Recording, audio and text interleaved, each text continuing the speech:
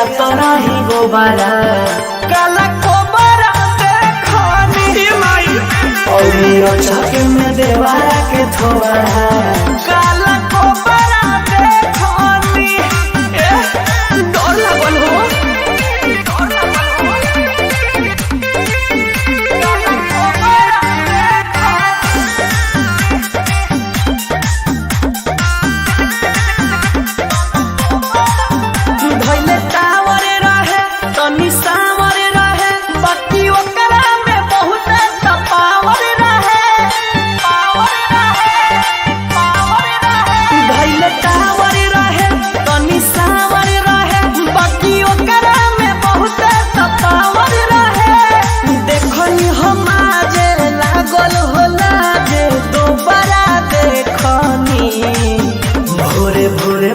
जाता नहीं गोबारा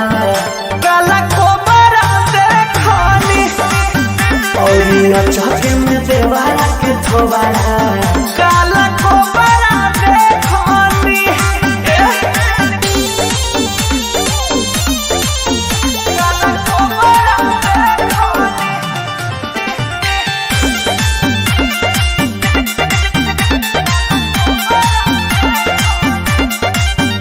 जब नजर पड़ल कम बहजर पड़ल हम भगनी जब सोझा खजर पड़ल बड़ा डर लगल हो